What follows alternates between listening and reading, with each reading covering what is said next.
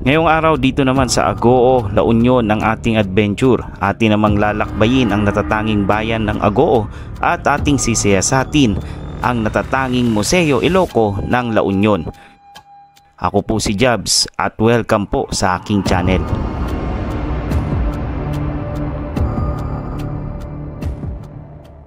Lumilipas ang panahon, kabiyak ng ating gunutan, ang mga punot halaman, bakit kailangang lumisan? Panapanahon ng pagkakataon, may babalik bang kahapon?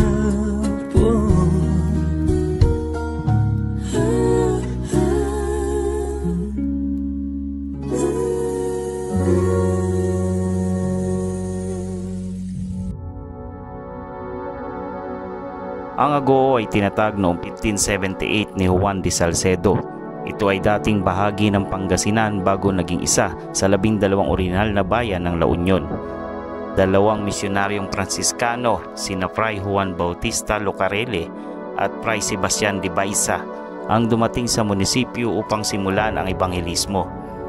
Pinangasiwaan nila ang kanilang mga gawain sa relihiyon at politika hanggang 1591. Ginawa ng dalawa ang Agoo bilang isang punong tanggapan at sentro ng pangkalahatang kampanya upang mangalap ng mas maraming recruit sa mga kalapit na lugar. Habang formal nilang itinatayo at ipinapahayag ang bayan bilang isang civic unit. Ang Agoo ay pinangalan sa ilog kung saan ang mga pangpang ay isang kagubatan ng pine-like tree na lokal na tinatawag nilang Agoo o Aroo. Ang bayan din ay naging sentro ng pasifikasyon at pananakop ng mga tribo sa bundok ng Cordilleras.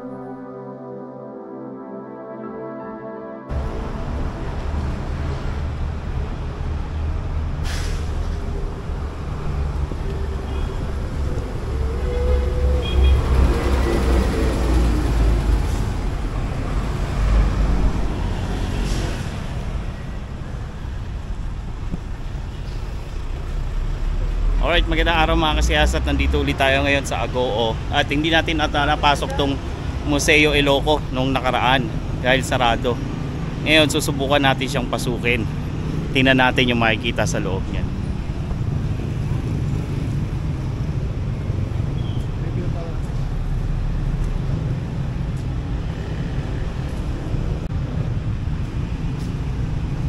So, bago ko muna ipakita sa inyo to, pasukin muna uli natin yung simbahan na Agoo.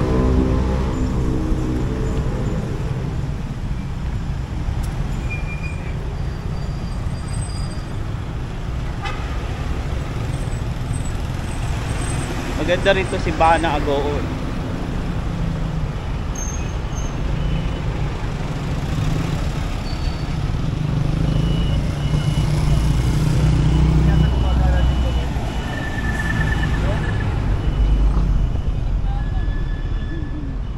Simon, meron pala si Saint Simon eh. Saint Simon, Monsi. Ang ganda, no? Ito yung pangalawang beses kong balik dito na talagang natutuwa ako sa simbahan na ito.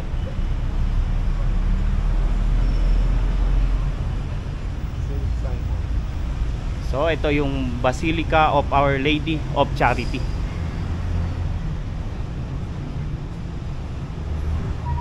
Ito yung kanyang marker. So founded, ang town ng Agoo is founded by in ng 1578. So nasira siya noong 1892 sa earthquake.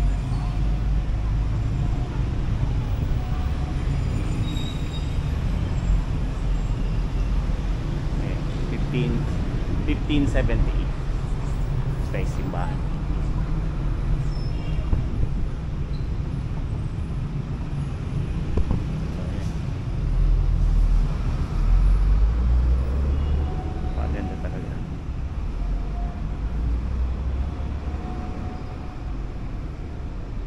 Yun mga kasiyasat, tuwing papasok ako ng simbahan, ewan ko ba, Tuwang-tuwa talaga ako. Tingnan mo yung taas, oh.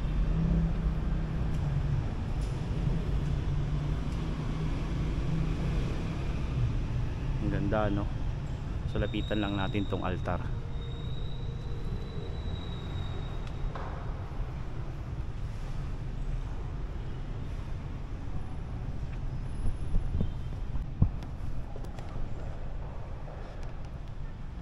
So yun,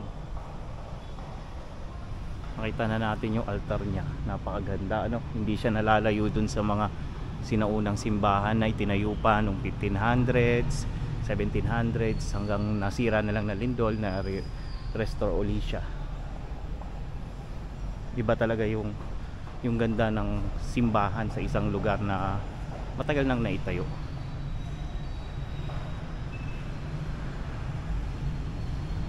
So tunguhan na natin yung Museo Ilocos para makita natin yung loob. Wow, ganda nito. Kita mo, ganda, no? The best.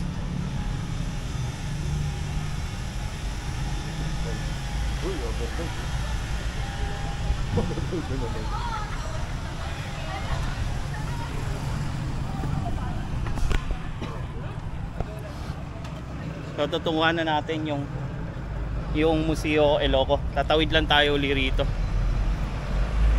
At tandaan nyo yung last vlog natin na dito tayo nagtungo, pinuntahan naman natin yung mga ancestral houses na nandun sa dulo nitong kalsadang ito.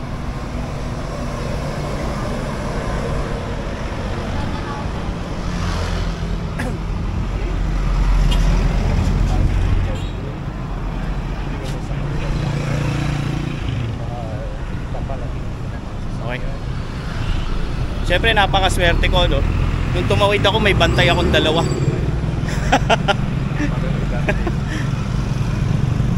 So ayan na, ito na yung Museo Ilocos.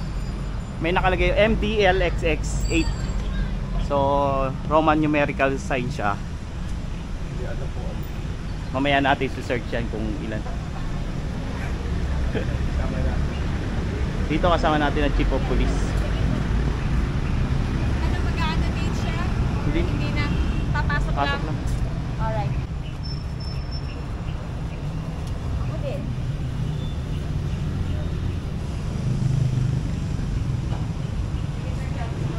Sige lang po. Hindi, ayoko na. Picture ako. Ganda nung pagdan. Solid, no?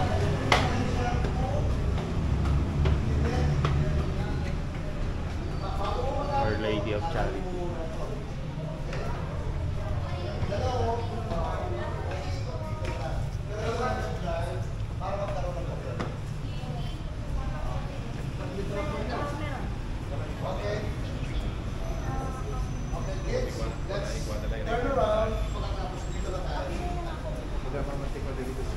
Mga bata.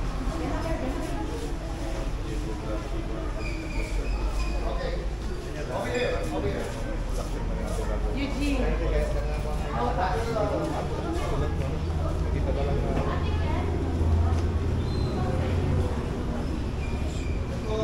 Luma na to.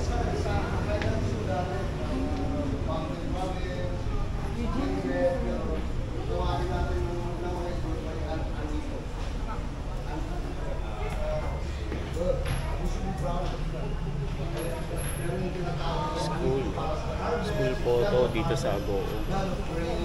Kailangan ng mga farmers ang rain. Sinasamba natin sila. Before the arrival of the Spaniards, which introduces Christianity to the country, tayo ay mga pagano kung tawagin. Ang hindi tayo naniniwala sa Diyos nila. Pinaniniwalaan natin mga anito, mga ganon. So just like sa some other countries na iba pinaniniwalaan. So nung dumating ang mga Spaniards dito, saka na tayo naging Kristiyano, and then we came to believe in the God who is, which we call the Creator. Okay? So, puro mga pala, no? Antique ang loob.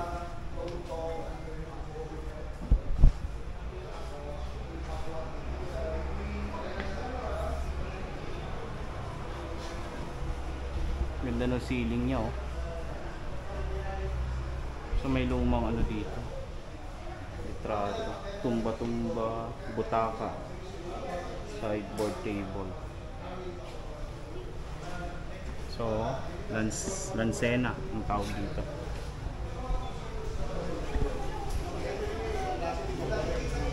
So ay crucifix, bereta.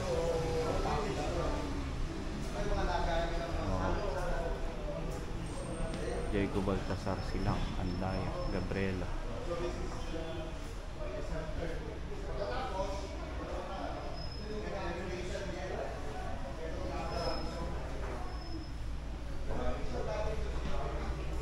So yun yung mga litrato ng lumang simbahan na agogo. Ang dami na rin pala na picture, no?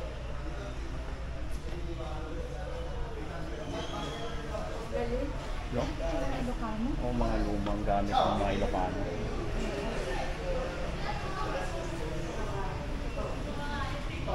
Naigaan pa dito. So, mukha naigaan ni Rizal. So ang tawag sa kanya is katre. Katre. Ito yung baol.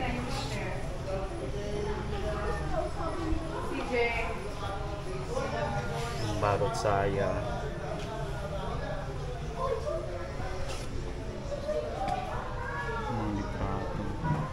Maganda pala ang loob nito. Ha? Tatangan ako ulit. Yan na ako nakapasa. Tagal ko na dito sa loob.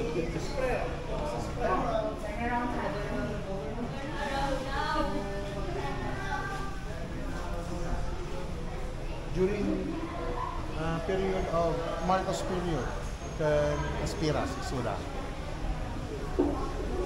Di litrato na Apo Aspiras, Apo Cases, under process level lang ng kukuan.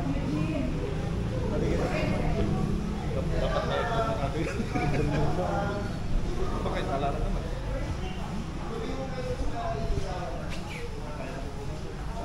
Presidential fair.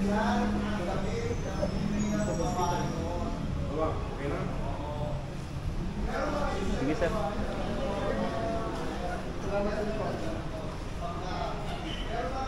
Ilan taon na yung building sir?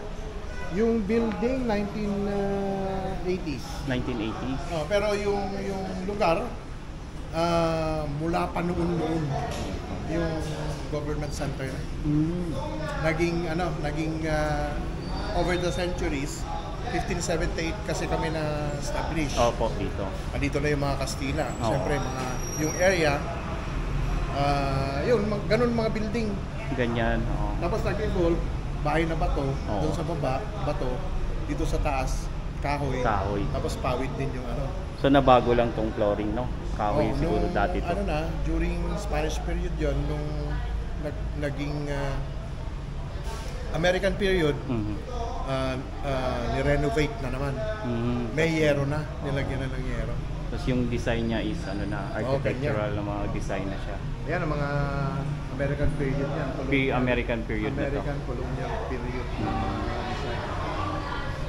And then Hapon, yung Amerikano ginawang garrison, Castilla ganun din, garrison din. Kasi yung governance, dapat may mga sundalo sila. Tapos nung hanggang Japanese period, ganun din, ginawang garrison. Tapos nagbalik na naman sa mga Pilipino. Sino na ang may-ari na ito, sir? Municipality na. LGU na siya. Sa LGU na. Kayo po si Sir Sile, Reynaldo Sile. Reynaldo Sile, ang curator po rito. Head ng Culture and Arts. Galing. So lahat na makikita is mga antique at yung iba yung kultura ng mga Ilocano. Ilocano. Thank you, sir. Salamat din po. Thank you.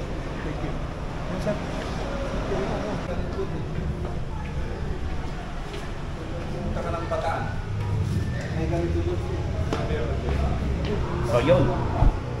1980s itinayo itong bahay na to. At least napasok na natin, di ba? Kasi nakaraang punta, hindi natin napasok ito.